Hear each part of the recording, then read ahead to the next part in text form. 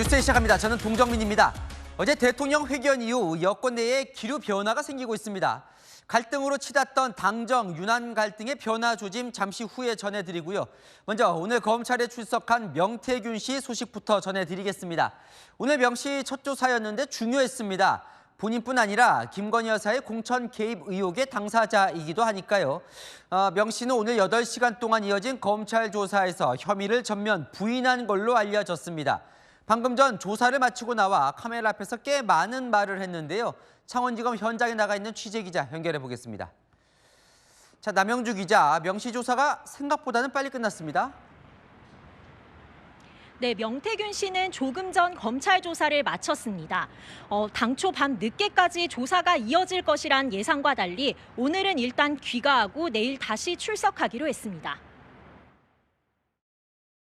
강혜경 씨가 발생한 거짓의 산, 이 산들이 하나씩 조사를 받으면서 무너질 거라고 생각합니다. 여러분들 이 밤늦게 민폐를 많이 끼쳐 죄송하고 고맙습니다. 검찰은 오늘 조사에선 명 씨를 상대로 김영선 전 의원과의 돈거래 관계를 집중 추궁한 것으로 알려졌습니다.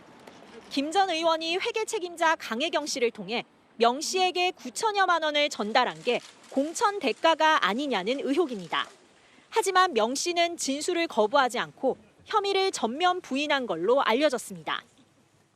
돈의 흐름을 파악하면 이 사건은 금방 해결이 됩니다. 저는 단돈 1원도 저하가 받아본 게 없습니다.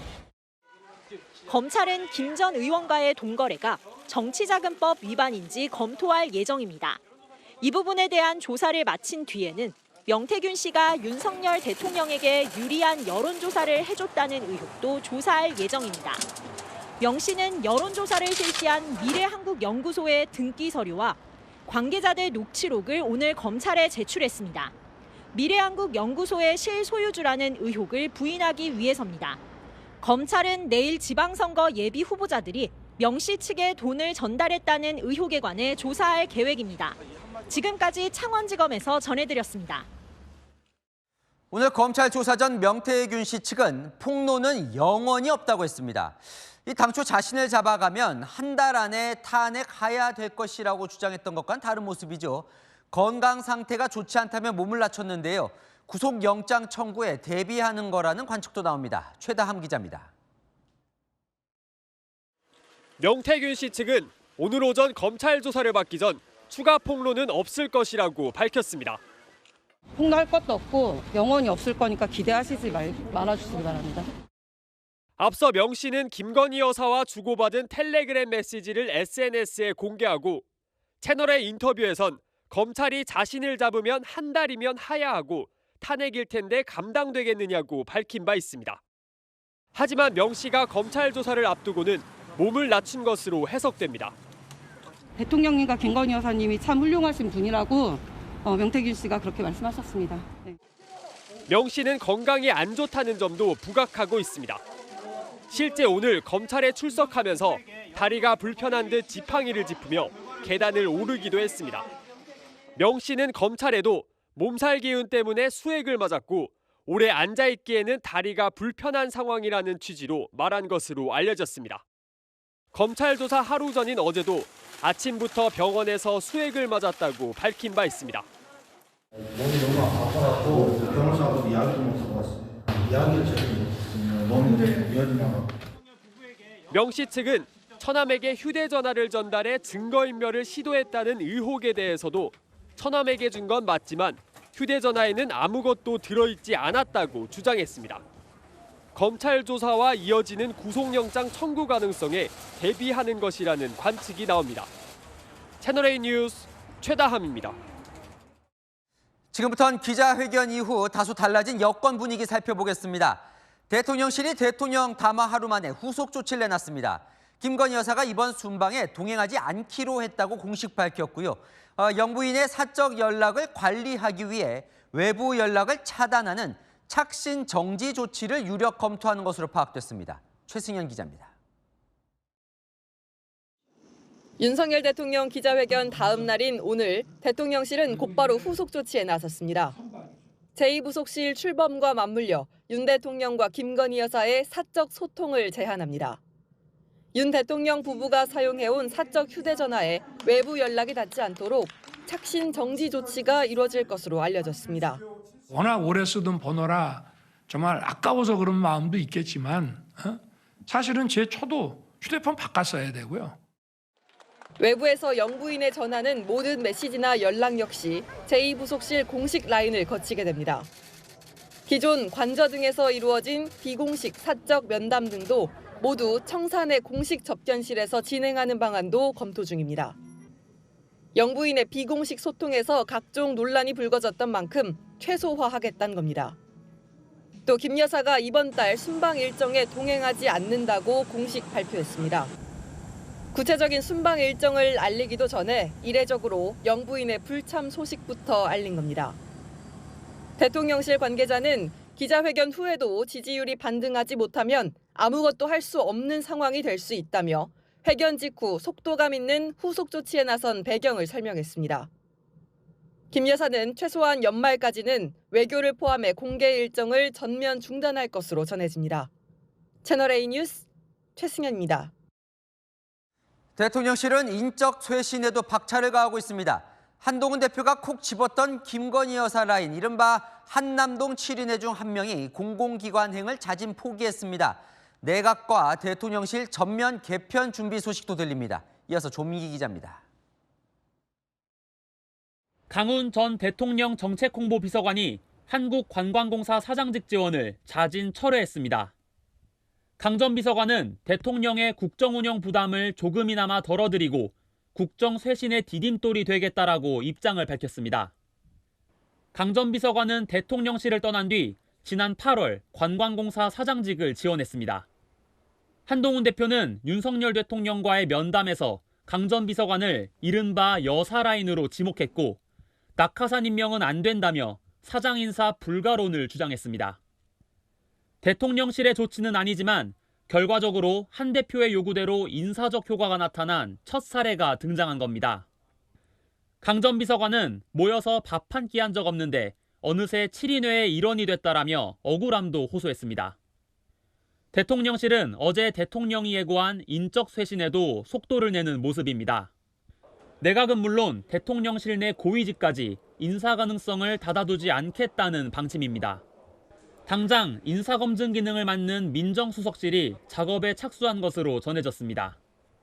임기 반환점을 맞는 시점에서 제가 적절한 시기에 인사를 통한 쇄신의 면모를 보여드리기 위해서 벌써부터 어떤 인재 풀에 대한 물색과 또 검증과 이런 것에 들어가 있다는 말씀은 드리겠습니다. 국회 예산안 통과와 미국 트럼프 행정부 출범 대응 조치가 완료되면 이르면 다음 달 말에라도 인사가 단행될 수 있다는 전망도 나옵니다. 채널A 뉴스 조민기입니다. 자, 침묵했던 한동훈 국민의힘 대표가 오늘 입장을 내놨는데요. 어제 회견 직후에 안 하느니만 못한 회견이었다고 혹평했던 친한계들과는 온도차가 있었습니다. 이제 중요한 건 실천이라며 특별감찰관 추천부터 즉시 추진한다고 했습니다. 무슨 생각일까요? 이어서 백승현 기자입니다. 한동훈 국민의힘 대표가 윤석열 대통령 대국민담화 하루 만에 첫 입장을 냈습니다. 대통령께서 사과하고 인적쇄신, 김 여사 활동 중단, 특별감찰관의 조건 없는 임명을 약속했다고 SNS에 썼습니다. 이제 중요한 건 민심에 맞는 구체적이고 속도감 있는 실천이라며 대통령이 밝힌 특별감찰관 임명부터 추진한다고 했습니다. 북한 인권 재단의 이사를 임명을 하느냐 마느냐 그거는 어쨌든 후보 추천을 하면 그중에 한 사람을 제가 임명할 것이고요.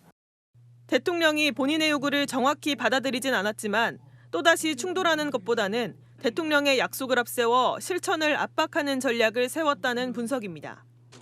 친한계 인사는 김건희 여사 특검법이 본회의에 올라가는 14일 전 의원총회를 열어 특별감찰관 추천을 당론으로 정해야 한다고 말했습니다. 추경호 원내대표도 조만간 의원총회를 열어 논의할 생각입니다. 의원님들 의견을 기초로 해서 의총통을 통해서 제가 의견 듣고 최종적인 방향성을 정하겠습니다. 원내에서는 의원들과 충분히 논의한 뒤 특별감찰관을 추진하는 방향으로 가닥이 잡힐 거란 전망이 나옵니다. 채널A 뉴스 백승현입니다. 이재명 민주당 대표의 공직선거법 사건 1심 선고가 일주일 앞으로 다가왔습니다. 민주당은 이 대표 무죄 여론전에 총력을 다하는 모습입니다. 여당은 판사가 공포를 느끼겠다며 날을 세웠는데요. 박정 기자 보도 보시고 달라진 여권 기류 아는 기자 이어갑니다. 이재명 민주당 대표의 1심 선고가 다가오자 민주당 지도부의 발언 수위가 높아지고 있습니다. 아내의 불법 범죄를 특검이 수사하는 것은 인권 유린이고 제1야당 대표에게 정치 검찰을 동원한 정치 탄압은 인권 보호입니까? 이 대표를 트럼프 미국 대통령 당선인에 빗대 정치 탄압을 받았다는 주장도 나왔습니다. 트럼프 대통령은 검찰 당국에 의해서 자기 탄압을 당했다. 이재명 대표도 지금 검사 출신 대통령에 의해서 검찰 탄압을. 강성 친명계는 정상적인 재판장이라면 유죄 판결문을 쓸 수 있겠느냐, 쓸 수가 없다며 재판부를 압박하는 듯한 발언도 내놨습니다. 이 대표 무죄 촉구 서명운동엔 70만 명이 넘게 동참했습니다. 야 5당은 내일 저녁 서울 도심에서 대통령 규탄 집회를 열며 지지층 결집에 나섭니다. 이 대표는 지역 당원들에게 직접 메시지를 보내 집회 참석을 독려했습니다. 한동훈 국민의힘 대표는 건국일의 유죄 판결을 막으려고 진영 총동원령을 내리는 장면은 없었다고 비판했습니다. 한 대표는 판사도 사람인지라 극단적인 겁박의 공포를 느낄 것이라며 사법부 독립을 지키겠다고 했습니다. 채널A 뉴스 박자은입니다. 네, 아는 기자 대통령실 출입하는 조영민 차장 나왔습니다.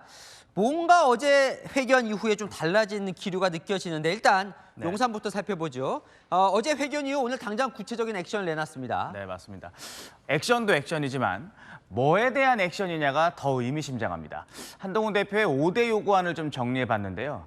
용산이 오늘 직접 내놨거나 혹은 용산과 연관된 이 구체적 행동은 이 중에서 인사와 여사 관련 부분입니다. 대통령이 가장 민감하게 받아들일 만한 부분부터 구체적 행동들이 나오기 시작한 겁니다. 사실 그동안에는 뭔가 한 대표가 시키면 오히려 안 한다 이런 기조도 있었는데 좀 달라진 거다. 자, 일단 영부인은 이번 순방은 안 간다는 거죠. 맞습니다. 대통령이 여사의 행보 기준은 민심이라고 말한 뒤 나온 후속 조치입니다.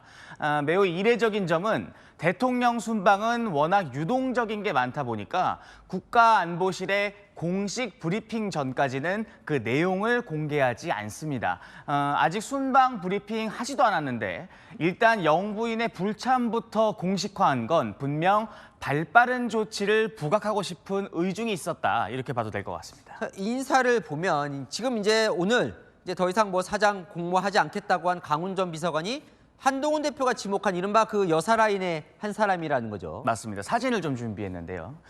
대통령과 면담할 때 한 대표가 들고 나왔던 저 빨간 파일에 들어있던 명단 속 인물 중 한 명입니다. 제가 강 전 비서관과 오늘 직접 통화를 좀 해봤습니다. 다른 걸 다 떠나서 내가 결정해야 대통령의 남은 국정 운영과 또 쇄신 결단이 편해진다라고 말하더라고요. 이렇게 첫 사례가 나오게 되면 나머지 당사자들은 고민하게 됩니다. 결과적으로 한 대표가 대통령실에 요구한 대로 인사 효과가 난 모양새이고 더 진전된 상황까지 벌어질 분위기가 조성된 겁니다. 자, 사실 오늘 그래서 한동훈 대표의 어제는 아무 말도 안 했어요. 오늘 첫 반응이 상당히 주목이 됐었습니다. 어제 사실 한 대표 주변에서는 혹평이 쏟아졌었거든요. 맞습니다. 그런데 오늘 한 대표의 입장문은 어제 친한계 혹평과는 확실히 좀 기류가 달랐습니다. 이제는 구체적으로 속도감 있게 실천하는 게 중요하다. 평가는 하지 않았고요. 실천만 강조한 겁니다. 카메라 앞에 서지 않고 정제된 입장을 내놨는데 어제부터 대통령실과 친윤에서는 이런 말들이 많이 나오고 있습니다. 한종호 대표가 5대 요구를 했었는데 그 내용들이 다 들어가 있다 이렇게 저는 생각을 합니다. 대표로서는 본인의 압박으로 대통령의 변화를 이끈 성과를 어느 정도 거둔 셈이죠. 그러다 보니 한 대표도 대통령실을 배려한 측면도 있다는 분석입니다. 한 대표가 사안마다 언론 앞에 먼저 말하는 걸 대통령실이 민감하기 때문입니다. 한 대표 측에서도 뭔가 화답하는 모양새가 있다고요? 저희가 좀 취재를 해봤는데요. 일부 한동훈계에서는 의원총회를 열어서 김건희 여사 특검법 반대 당론을 확정하자는 움직임도 감지되고 있습니다.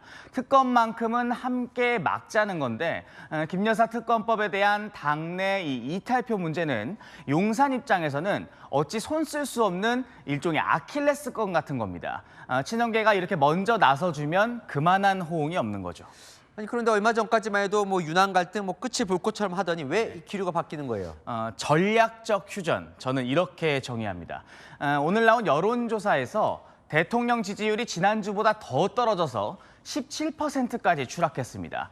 다만 이 조사에 어제 대통령의 회견에 대한 이 여론은 완전히 반영된 건 아닙니다. 그 말은 앞으로 한 주 대통령실이 지지율을 끌어올릴 수 있는 골든 타이밍인 겁니다. 한 대표가 갖고 있는 보수층도 다 모아야 하는 상황, 한시라도 빨리 변화의 행동을 보이는 이유가 되는 겁니다. 그러면 한동훈 대표 입장에서는 어떤 거예요? 네, 용산이 시간이 없다면 한 대표는 더 부딪힐 명분이 부족한 측면도 있습니다. 한 대표 요구를 다 들어줬다고 용산이 밝히는 마당에 무작정 들이받기만 하면 배신자 소리 또 들을 수 있겠죠. 전략적 휴전, 저는 어제 대통령의 이 발언이 떠올랐습니다. 공동의 정치적 이익이라고 하면 그런 것을 추구해 나갈 때 강력한 이런 접착제가 되는 거다. 지금은 공동의 정치적 이익이 발생한 것 같습니다. 하지만 제가 휴전이라고 표현한 것처럼 얼마나 갈지는 아무도 예측하기 어려운 것도 사실입니다. 네, 잘 들었습니다. 아는 기자 조영민 차장이었습니다. 네, 대선 기간 내내 이민자 문제를 부각해온 트럼프 대통령 당선인 첫 인터뷰에서 불법 이민자를 대거 추방하겠다라고 밝혔습니다. 백악관 복귀 첫날 하겠다고 약속한 업무는 41개인데요. 이 소식은 박선영 기자가 보도합니다. 도널드 트럼프 미국 대통령 당선인은 현지 시각 어제 당선 후 가진 첫 언론 전화 인터뷰에서 취임 후 첫 과제로 국경 문제를 꼽았습니다. 불법 이민자 추방 외에는 다른 선택지가 없다며 추방 비용은 가격표 문제가 아니다라고 강조했습니다. 유세 기간 내내 이민자 문제 해결을 강조한 뒤 나온 일성인 만큼 불법 이민자 추방이 트럼프의 1호 행정명령이 될 거라는 관측이 나옵니다. They're poisoning the blood of our country. That's what they've done. They poison promises in the first day. We're going to drill, baby, drill. We're going to close up the border. We're going to do a lot in the first day. 워싱턴 포스트는 트럼프가 취임 첫날 하겠다고 공약한 일이 41가지에 달한다고 보도했습니다. 트럼프는 첫날만 독재자가 되겠다며 불법 이민자 추방뿐 아니라 경찰 예산 증액, 석유가스 시추 확대, 특별검사 해임 등을 할 거라고 말했습니다. We're going to drill a baby drill, and I will terminate the Green New Scam, and we'll cut your energy prices in half. 트럼프가 불법 이민자 단속을 확대할 경우 수용시설 수요가 크게 늘어날 것이란 전망에 미국 증시에서 교도소 관련주는 하루 만에 40% 넘게 폭증해 5년 만에 최고치를 경신하기도 했습니다. 채널A 뉴스 박선영입니다. 백악관의 실세로 불리는 비서실장 자리에는 미국 역사상 최초로 여성이 지명됐습니다. 얼음 아가씨라고 불리는 수지 와일스인데요. 어떤 인물인지 문예빈 기자가 보도합니다. 대선 승리 연설을 위해 연단에 오른 도널드 트럼프 미국 대통령 당선인. 공동 선대위원장인 수지 와일스를 여러 차례 언급하며 감사의 뜻을 표합니다. The ice baby, we call her the ice baby. Susie likes to stay in the background. She's not in the background. 이번 대선 트럼프를 승리로 이끈 마쿠 실력자 수지 와일스가 집권 2기 첫 백악관 비서실장으로 지명됐습니다. 백악관 최고 실세로 꼽히는 비서실장 자리에 여성이 임명된 건 사상 처음입니다. 트럼프는 현지 시각 어제 성명을 내고 와일스는 강인하고 똑똑하고 존경받는 인물이라며 가장 위대한 정치적 승리에 도움을 주었다고 밝혔습니다. 한국전에도 참전한 유명 프로풋볼 선수 팻 서머롤의 딸로 태어난 와일스는 23살이었던 1980년 로널드 레이건 전 대통령의 대선 캠프에 몸담으며 정계에 입문했습니다. 당시 미국을 다시 위대하게 만들자는 구호로 레이건 압승에 일조했습니다. 이후 릭 스콧과 디센티스를 플로리다 주지사로 당선시켰고 지난 2016년과 2020년에 이어 2024년 트럼프 대선 캠프에서 일을 하며 승리를 일궈냈습니다. 와일스는 2020년 이후로 트럼프의 수석 보좌관 일을 맡아와 가장 오랜 기간 함께한 고문으로 꼽힙니다. 영국 이코노미스트는 와일스를 냉철한 문제 해결사라며 트럼프의 예측 불가능성에 균형을 잡고 캠페인을 안정적으로 이끌었다고 평가했습니다. 채널A 뉴스 문예빈입니다. 네, 트럼프 2기 정부에 누가 들어갈지 관심이 쏠리죠. 장남인 도널드 트럼프 주니어가 밝힌 인사 기준은 뭔지 김용성 기자가 보도합니다. 대통령직 인수위에서 핵심적인 역할을 하고 있는 트럼프 대통령 당선인의 장남 도널드 트럼프 주니어. 그는 폭스뉴스와의 인터뷰에서 대통령의 메시지를 실현할 사람, 대통령보다 자신이 더 잘한다고 생각하지 않는 사람으로 행정부를 채울 것이라고 밝혔습니다. 사실상 충성심을 제1의 기준으로 제시했다는 해석이 나오는데 1기 행정부 당시 핵심 참모들이 트럼프에게 등을 돌렸던 경험이 영향을 미친 것으로 보입니다. 마이크 펜스 부통령은 선거 결과 인준을 거부하라는 트럼프의 지시를 따르지 않았고 Anyone who puts themselves over the Constitution should never be president of the United States. 존 볼턴 전 국가안보 보좌관 등은 오히려 트럼프 저격수로 돌아섰습니다. The only thing he cares about is Donald Trump. 이번 2기 트럼프 행정부 하마평에 오르는 인물들도 로버트 오브라이언, 리처드 그린웰 등의 충성파와 로버트 케네디 주니어와 일론 머스크 등 대선 공신들 위주입니다. MBC 방송은 트럼프 당선인이 재계 등 정치권 바깥 인사를 중심으로 이번 행정부를 꾸리려 한다고 보도했습니다. 채널A 뉴스 김용성입니다. 트럼프 당선인은 정치적 보복 가능성을 노골적으로 언급해왔죠. 불편한 관계에 있던 인사들이 대거 살생부 명단에 오를 것으로 보입니다. 이들의 운명은 어떻게 될까요? 유찬 기자입니다. 미국 연방준비제도가 기준금리를 0.25%포인트 내린 날 정작 기자회견에서는 제롬 파월 의장 거취 관련 질문이 쏟아졌습니다. 파월은 심기가 불편한 듯 굳은 표정으로 단답형 대답을 반복했습니다. If he asked you to leave, would you go? No. Do you believe the president has the power to fire or demote you and Not permitted under the law. 트럼프 정부 1기 때부터 둘의 악연은 계속됐습니다. 2018년 10월 연준이 금리를 올리자 트럼프는 미쳤다며 비판했습니다. 그해 12월 연준이 금리를 또 올리자 격분한 트럼프는 파월 해임까지 거론했습니다. 이듬해에는 파월과 시진핑 중 누가 더 큰 적이냐는 원색적인 비난까지 쏟아냈습니다. 파월이 사퇴 거부 의사를 밝힌 만큼 당분간 불편한 동거는 피할 수 없게 됐습니다. 트럼프는 또 가상자산 규제론자인 증권거래위원회 겐슬러 위원장에 대해 취임 첫날 해임하겠다고 엄포를 놨습니다. 정치보복도 벼르고 있습니다. 2020년 대선에 불복해 의사당 난동을 사주한 혐의 등으로 자신을 기소했던 잭 스미스 특검에 대해 취임 후 2초 만에 해임하겠다고 밝힌 바 있습니다. 부동산 부당이득 혐의로 민사소송을 제기해 수천억 원 벌금형을 받게 했던 뉴욕주 법무부 장관에 대해서도 처벌하겠다고 했습니다. 채널A 뉴스 유찬입니다.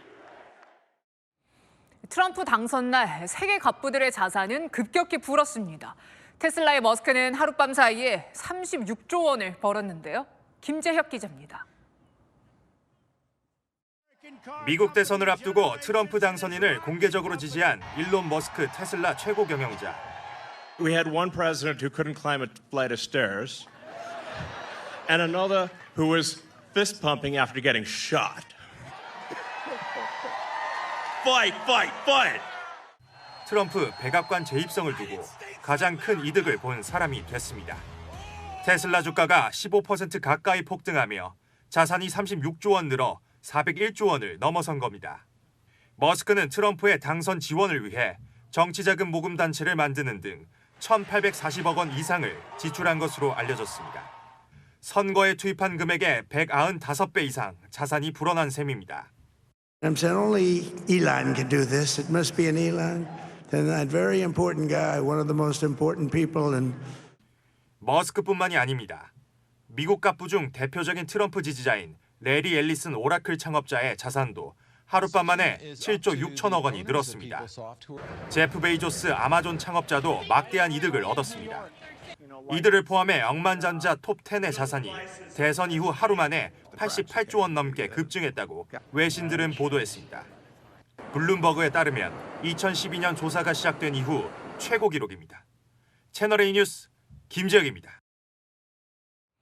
트럼프 당선인의 장남 트럼프 주니어가 지난 여름 한국 교회를 찾아 간증한 게 화제입니다.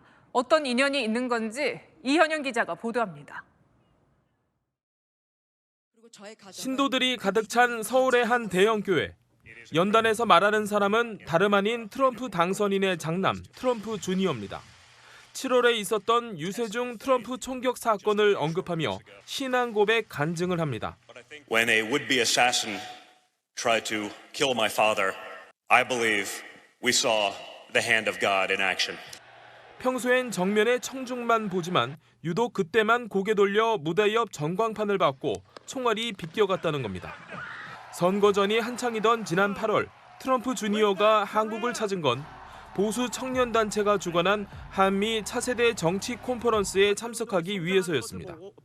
주제는 한국을 다시 위대하게로 트럼프 주니어는 암살 시도 후 트럼프가 외쳤던 말로 한국 청년들을 독려했습니다. 한국 감사합니다. 이때 정용진 신세계그룹 회장 언급도 나왔습니다. YJ, to all of the sponsors of Build Up Korea, thank you for having the courage. 지난 1월 정용진 회장 미국 출장 때도 두 사람은 만났었는데 계속 친분을 이어오고 있는 겁니다. 트럼프 주니어는 한국을 6번 이상 찾았다며 친근함을 드러내기도 했습니다. 실제로 지난 1998년 아버지 트럼프와 함께 거제의 대우중공업 옥포조선소를 방문한 적도 있습니다. 채널A 뉴스 이현영입니다. 김정은 북한 국무위원장이 이러고 있는 광고 포스터가 스위스의 한 건물에 나붙었는데요. 바로 북한 대표부 정문이었습니다. 대체 누가 왜 붙인 걸까요? 서주희 기자입니다. 주황색 죄수복을 입은 북한 김정은 국무위원장이 감옥에 갇혀 있습니다. 수감실 안 벽엔 초상화가 걸려 있는데 김 위원장의 액자는 떨어져 있습니다. 스위스 제네바에 있는 북한 대표부 건물 정문에 붙은 포스터입니다. 한 공익광고 연구소가 북한의 인권 실태를 알리기 위해 북한 인권 전문 민간단체와 함께 이 포스터를 붙였습니다. 한 사람만 가두면은 2,500만이 해방될 수 있다는 포스터. 몰래 포스터를 붙이려다 대표부에 문이 열려 발각될 뻔한 상황도 벌어졌지만 직원들이 출입하지 않는 틈을 타 철제문 앞에 포스터를 붙이는 데 성공했습니다. 이 포스터는 스위스 제네바 시내뿐 아니라 과거 김 위원장이 다녔던 대학이 있는 스위스 베른에도 부착됐습니다. 한 사람 때문에 지금 북한 사람 전체가 지금 감옥에 갇혀 있는 형국이잖아요. 지금이라도 개가천선해서 또 좀 좋은 방향으로 좀 갔으면 좋겠다는 점. 북한 측은 이런 소동에도 아랑곳하지 않고 현지 시각 어제 열린 유엔의 북한 인권 정례 검토에서 인권 문제는 없다는 기존 입장을 반복했습니다. 올해도 어김없이 북한에는 정치범 수용소도 없다, 인권 문제 없다, 핵을 가지고 있는 어떤 나라의 힘 있는 리더라는 이미지만 있는데요. 사실은 인권 범죄를 저지르고 있는 범죄자다라고. 채널A 뉴스 서주입니다. 젤렌스키 우크라이나 대통령이 북한군 사상자 발생을 처음으로 공식 확인했습니다. 우크라이나 정보 당국은 북한군의 주둔지 위치, 이동 동선까지 구체적으로 특정했습니다. 송진섭 기자입니다. 젤렌스키 우크라이나 대통령이 북한군에 사상자가 있다고 밝혔습니다. 사상자 발생을 공식 확인한 건 처음입니다. 11,000 частина цих військ вже брала участь в бойових діях і проти українських військових. Так, є вже втрати. 젤렌스키의 발언 직후 우크라이나 정보당국은 텔레그램을 통해 북한군의 위치까지 자세히 공개했습니다. 쿠르스크주에서 100km가량 떨어져 있는 루비미우카, 노보이바니우카라는 곳들로 북한군이 국경 방향으로 좀 더 진격한 걸로 보입니다. 우크라이나군은 해당 지역에 지속적으로 포격과 무인기 공격을 이어나가고 있다고 덧붙이며 추가 사상자가 나올 수 있다는 점을 암시했습니다. 북한은 파병을 둘러싼 내부 민심 동요를 막기 위한 선전을 이어가고 있는 걸로 전해졌습니다. 복수의 대북 소식통은 채널A에 북한 총정치국이 이번 파병에서 공적을 쌓으면 노동당에 입당시켜주고 훈장도 주겠다는 식으로 병사들을 현혹하고 있다고 말했습니다. 이런 가운데 푸틴 대통령은 도널드 트럼프 당선인과 종전 대화를 할 의향이 있다고 밝혔습니다. 젤렌스키 대통령은 러시아의 영토를 양보하는 트럼프 종전안에 대해 유럽 전체의 자살 행위라고 강하게 비판했습니다. 채널A 뉴스 송진섭입니다. 북한의 연이은 미사일 도발에 맞서 우리 군도 탄도미사일 실사격 훈련에 나섰습니다. 가상의 목표는 북한의 사리원, 사흘 전 방사포를 쏜 그 원점입니다. 김민곤 기자입니다. 사각형 발사관을 탑재한 대형 차량이 사격 장소로 향합니다. 차량이 자리를 잡자 발사관이 수직으로 세워지고 탑승한 부사관은 발사 신호를 외칩니다. 3, 2, 1, 발사! 이윽고 발사관에서 우리 군의 지대지 탄도미사일 현무2 미사일이 불꽃과 연기를 내뿜으며 하늘로 솟구칩니다. 미사일 전략사령부가 어제 오후 서해상에서 북한의 미사일 발사 도발에 맞서 진행한 현무2 실사격 훈련 영상입니다. 미사일은 충남 태안군 안흥 일대에서 남서해 방면으로 200km를 비행해 탄착했는데 방향을 북쪽으로 돌릴 경우 북한이 지난 5일 초대형 방사포를 발사했던 황해북도 사리원을 타격할 수 있습니다. 우리 군은 북한의 탄도미사일을 요격 방어할 수 있는 지대공 유도미사일 천궁2를 그제 발사한 데 이어 공격용 미사일까지 사격하며 북한에 경고 메시지를 보낸 겁니다. 합동참모본부는 이번 사격을 두고 북한의 도발 원점을 정밀 타격할 수 있는 능력을 갖추고 있음을 보여줬다고 평가했습니다. 해병대는 그제부터 사흘간 북한의 서북도서 강제 점거 사태에 대비하기 위한 실기동 훈련도 실시했습니다. 이번 훈련엔 병력 6,600여 명에 상륙돌격 장갑차와 아파치 헬기 등 장비 60여 대가 동원됐습니다. 채널A 뉴스 김민곤입니다. 노소영 관장과 이혼 소송을 벌이고 있는 최태원 SK 회장. 2심에서 1조 3천억 원을 분할하라는 판결을 받으면서 위기에 몰려 있죠. 그런데 대법원에서 판단을 한 번 더 받아볼 기회가 생겼습니다. 이혼 소송 3라운드 어떻게 펼쳐질지 유준 기자가 정리했습니다. 대법원이 최태원 SK그룹 회장과 노소영 아트센터 나비 관장의 이혼 소송을 심리하기로 했습니다. 대법원은 3심 사건이라도 대법관 판단 없이 2심 결론을 확정하는 심리불속행 결정을 할 수 있습니다. 하지만 소송 접수 4개월째인 오늘 자정이면 그 기한을 넘기고 대법원은 양측 주장을 제대로 검토해야 합니다. 앞으로 대법관들이 검토할 쟁점은 크게 3가지입니다. 먼저 최 회장이 보유한 SK그룹 주식이 재산분할 대상인지 따지는 게 핵심입니다. 이 지분이 제외되면 그만큼 노 관장이 가져가는 몫도 줄어듭니다. 재산 분할에 관련돼서 객관적이고 좀 명백한 오류가 발견되었습니다. 부디 대법원의 현명한 판단이 있기를 바라고. 최 회장 측은 SK 지분은 경영권 승계를 위해 물려받은 자산이라 분할 대상이 아니라고 주장합니다. 반면 노 관장 측은 SK 지분도 함께 키워온 재산인 만큼 나눠야 한다고 맞서고 있습니다.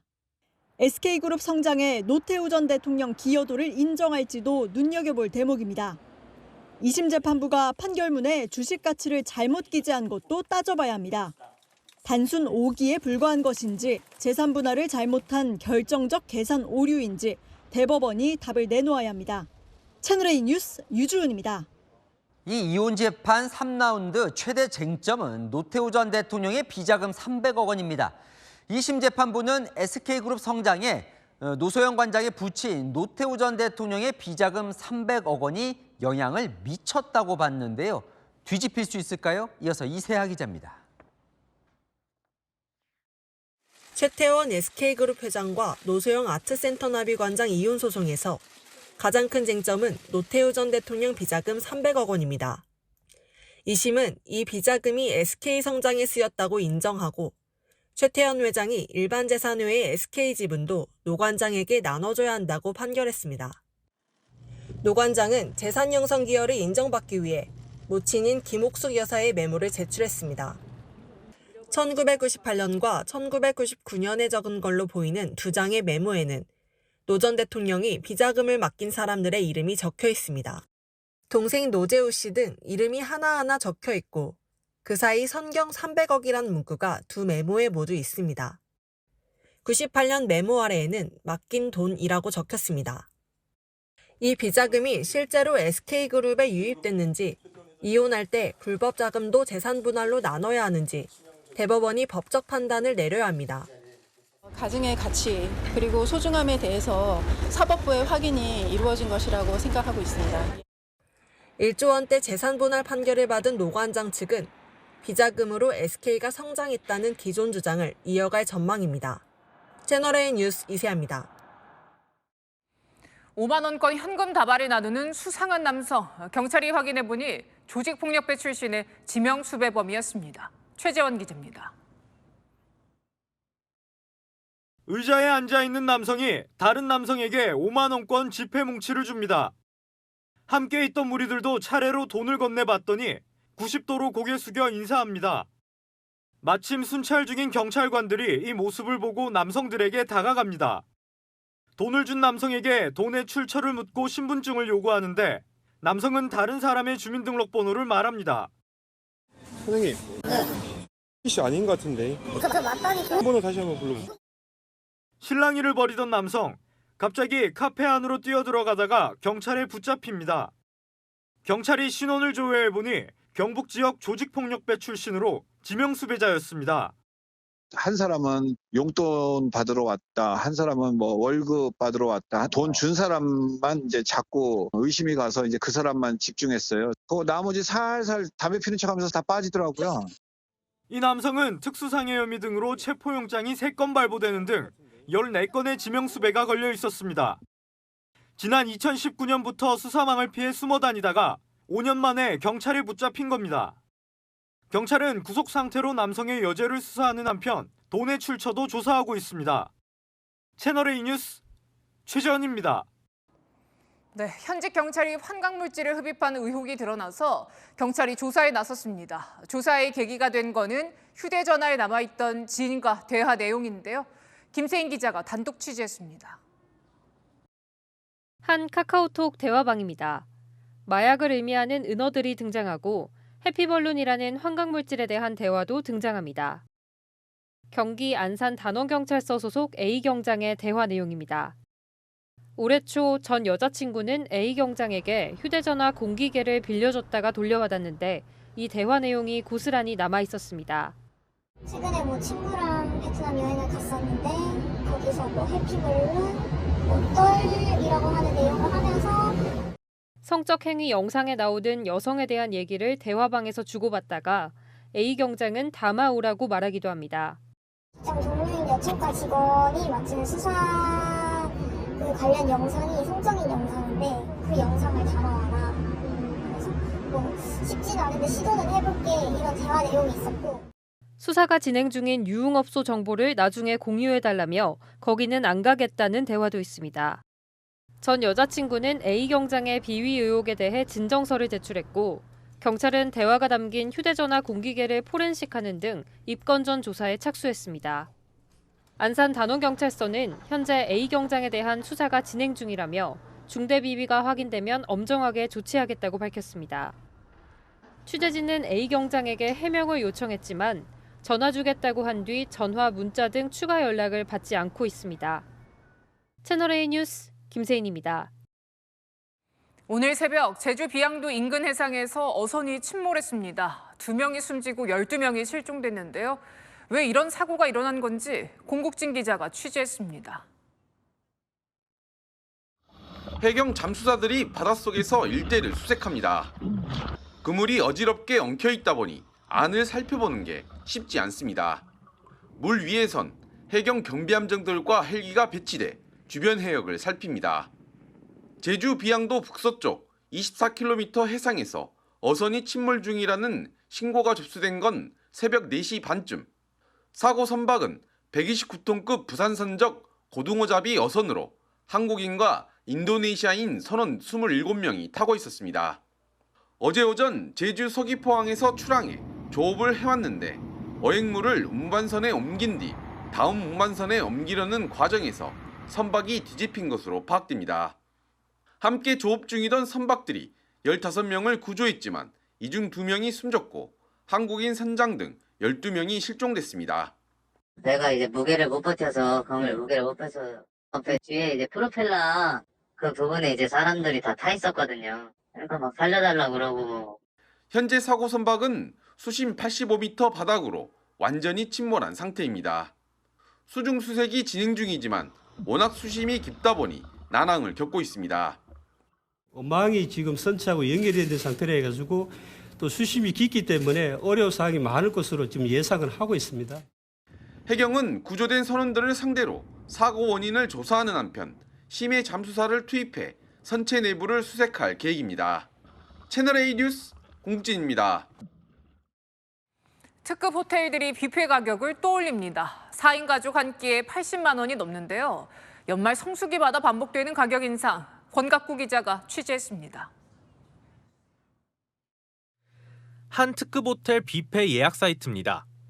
크리스마스 당일과 이브는 예약이 이미 마감됐을 만큼 인기가 높다 보니 가격이 만만치 않습니다.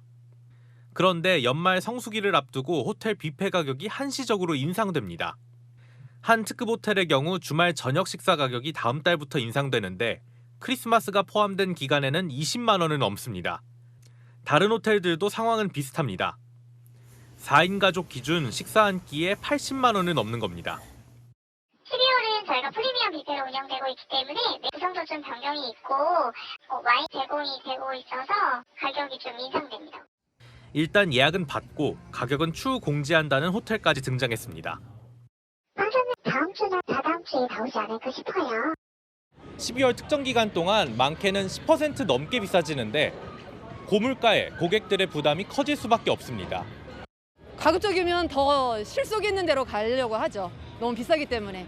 근데 이제 누가 사준다고 그러면 갈까? 내 돈 내고는 못 갈 것 같아요. 비용 상승을 이유로 이미 2차례 가격을 올린 상황에서 호텔 업계에 지나친 상술이란 지적이 나옵니다.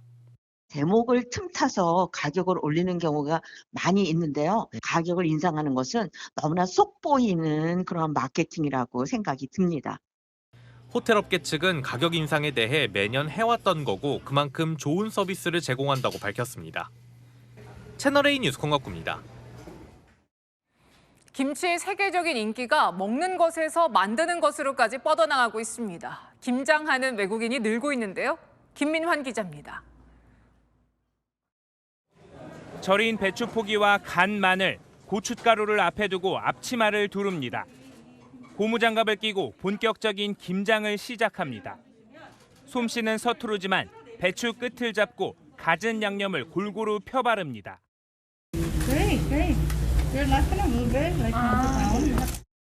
먹기만 해본 김치를 직접 만들어보는 소감은 어떨까? 저는 김치를 처음 만들었어요. 너무 재미있었어요. 오늘도 만드는 김치가 너무 맛있을 것 같아요. I was a bit nervous before about making it, and then maybe I'll teach my friends back in England how to make kimchi. K푸드 열풍에 대중화된 김치는 유튜브 등 SNS를 통해 요리법까지 공유되고 있습니다. 배추를 절이고 믹서기로 양념을 갈아 만드는 등 조리법을 자세하게 설명합니다. 국내산 고춧가루를 넣은 아삭한 오이김치까지 직접 만듭니다. So how you eat this is typically served as a side dish. You eat it with rice and some kind of grilled meat. 수천만 조회수를 기록할 정도로 인기입니다. 한국에서 먹는 그대로 우리나라 전통 방식의 김치를 더 관심 있어하고 먹고 싶어하고 영양가가 있고 좋은 제품인지 좋은 식품인지 진짜 잘 알려져 있는 것 같고요. 매년 11월 22일은 김치의 날입니다. 미국 캘리포니아와 버지니아, 영국 런던 등에서도 이날을 김치의 날로 정할 정도로 관심은 더 높아지고 있습니다. 채널A 뉴스 김민환입니다. 쯔쯔가무시병에 걸린 환자가 최근 2주 사이 8배 늘었습니다. 가을에 바깥 활동할 때 특히 조심해야 하는데요. 정성원 기자입니다. 푸른 잔디밭에서 가을 정취를 만끽하는 시민들. 혹시 진드기에 물릴까 돗자리와 담요를 챙겨왔습니다. 잔디다 보니까 좀 이제 벌레나 뭐 진드기 이런 게 우려가 돼서 긴팔이랑 돗자리 챙겨왔습니다. 네. 실제 털 진드기를 통해 감염되는 쯔쯔가무시병 환자가 최근 2주 새 58명에서 459명으로 8배 급증했습니다. 최근 3년간 환자 추이를 살펴보니 절반이 넘는 환자가 유독 11월에 집중 발생했습니다. 털 진드기 유충이 왕성하게 활동하는 시기이기 때문입니다. 쯔쯔가무시병에 감염되면 열흘간 잠복기를 거쳐 감기 몸살 같은 증상이 나타나는데 물린 자리에 검은 딱지나 발진이 생기는 게 특징입니다. 예방 백신이 없는 만큼 최대한 물리지 않는 게 중요합니다. 되도록 모자와 긴 옷을 착용하고 야외 활동 후 온몸을 씻어야 합니다. 겨드랑이나 이런 숨어 있는데 사실 뭐 한두 시간 물어서 균이 체내 침투해서 감염되기는 어려워요. 수시간 이상 한 자리에서 진드기가 흡혈하면서 체액을 흡입하면서 이제 균을 넣는 거거든요. 치료 시기를 놓쳐 악화하면 전신에 균이 퍼져 치명적일 수 있는 만큼 조기 진단이 중요합니다. 채널A 뉴스 정성원입니다. 피부 미용에 쓰이는 레이저 시술을 놓고 의사와 한의사 간에 한바탕 싸움이 벌어졌습니다. 의사들은 한의사들의 시술은 불법이라 하고 한의사들은 그런 법 없다고 하는데요. 이다희 기자입니다. 병원 곳곳 각종 화장품과 레이저 기기들이 마련돼 있습니다. 피부과처럼 보이지만 피부 미용 전문 한의원입니다. 실제 피부과와 동일한 레이저 기기를 사용하고 한약재를 사용한 약침 등으로 미용 시술을 합니다. 그냥 일반 피부과랑 거의 비슷하다고 생각했거든요. 의사협회는 이러한 한의사들의 레이저 기기 사용이 무면허 불법 시술이라며 고발 조치하겠다고 밝혔습니다. 전문적이지 않은 치료를 받게 되면은 결국은 환자분들한테 불이익이 가고 건강상 문제가 있다라고. 한의사들은 즉각 반발했습니다. 등급이 분류가 되어 있긴 하지만 그 등급은 이제 기기에 따른 위험도에 따른 이제 등급 분류인 거지 이게 한의사, 의사 이런 식으로 나눠져 있는 게 아닙니다. 실제 사법당국의 판단도 기기 종류와 방식에 따라 제각각입니다. 지난 2014년 한의사의 레이저 시술은 유죄란 대법원 판결이 나왔지만 2019년 레이저 기기를 이용한 한의사의 여드름 치료가 면허 범위를 벗어났다고 보기 어렵다는 정반대격 판단도 있었습니다. 결국 모호한 업무 범위에 밥그릇 싸움이 시작됐다는 해석입니다. 우리나라의 미용 의료 시장 규모는 지난해 3조 3천억 원 수준으로 매년 17%씩 성장하고 있습니다. 한의 의료기관 15,000여 곳, 한의사 수 2만 7천여 명이 미용 시술까지 진출한다면 양방 의사들로서는 타격을 입을 수밖에 없다는 분석입니다. 레이저 기기 사용이 의사에게만 허용되거나 한의사에게 금지된다고 규정된 것은 없어 갈등은 이어질 것으로 보입니다. 채널A 뉴스 이다혜입니다. 지난달 미국에서 벌어진 총기 난사 현장, 10대 소녀의 용기 있는 행동이 화제입니다. 이 소식은 장호림 기자가 보도합니다. 매장 안에서 홀로 업무를 보던 여직원. 갑자기 건물 밖에서 총소리가 들리자 재빠르게 출입문을 잠그곤 안으로 몸을 숨깁니다. 그때 겁에 질린 채 매장 문을 두드리는 3명의 가족. 여직원은 다시 뛰어나와 문을 열어 이들을 안쪽으로 대피시킵니다. 현지 시각 지난달 31일 할로윈 분장을 한 남성이 쇼핑몰에서 총기를 난사해 1명이 숨지고 2명이 다치는 일이 발생했습니다. 아수라장인 현장에서도 침착하게 사람들을 대피시킨 것, 다름 아닌 16살 매장 직원. A family was trying to get into the store, so I went back up to the front and unlocked it for them, got them in. Their kids were crying. 현지에선 소녀의 용기를 칭찬하며 영웅이라는 찬사가 쏟아졌습니다.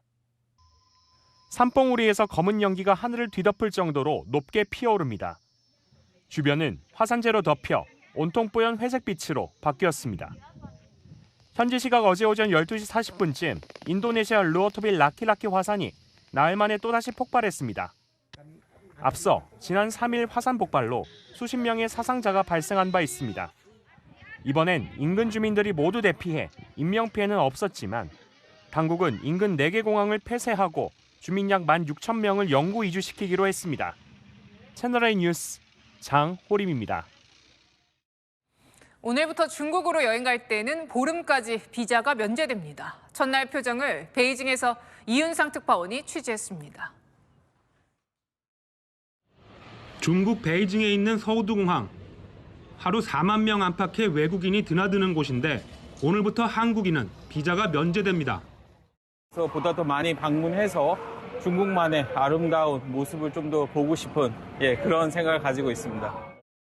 내년 연말까지 비즈니스나 관광 등을 위해 중국에 입국한 한국인은 비자 없이 보름간 머물 수 있게 된 겁니다.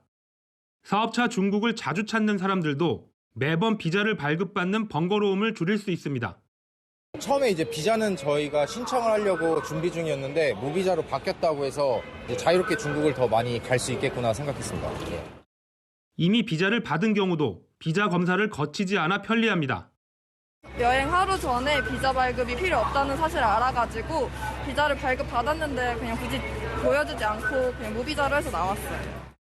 일반 여행의 경우 최대 10만 원 정도의 비자 비용을 아낄 수 있고 서울, 부산, 광주, 제주 등 전국에 4곳밖에 없는 비자 센터를 찾아가는 수고를 덜게 됐습니다. 한중 외교가에선 비자 면제 정책을 통해 한국인 관광객을 유치해 경제 활성화 효과를 거두고 러시아와 밀착한 북한에 대한 견제도 노린 것이라는 분석이 나옵니다. 주중 한국 대사관은 반간첩법 위반 행위로 오해받지 않도록 군사시설이나 시위 현장의 방문, 촬영을 자제하라고 당부했습니다. 베이징에서 채널A 뉴스 이윤상입니다. 네, 여랑야랑 시작합니다. 홍지은 기자와 함께합니다. 첫 번째 주제 보겠습니다.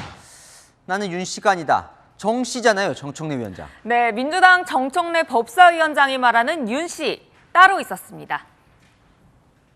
나는 윤 씨 아버지 밑에서 태어났는데 나는 윤 씨가 아니다 하는 자기 부정과 똑같아요. 특검이 위원이라고 했는데 스포트라이트 다 받은 사람이 윤석열 대통령 본인입니다. 김건희 특검법을 하는 것은 위헌이다. 그러면 위헌 행위를 한 사람이에요. 대체 토론 시간입니다. 말입니까? 이게 막걸리입니까? 자. 윤 씨는 대통령을 말한 거군요. 네, 윤 대통령이요. 어제 김건희 여사 특검법에 대해서 반대한 걸 비판한 겁니다. 특검을 임명한다는 자체가 기본적으로 헌법에 반하는 발상이고요. 떳떳하면 사정기관 통해서 조사받고 측근도 조사받고 하는 것이지 특검을 왜 거부합니까?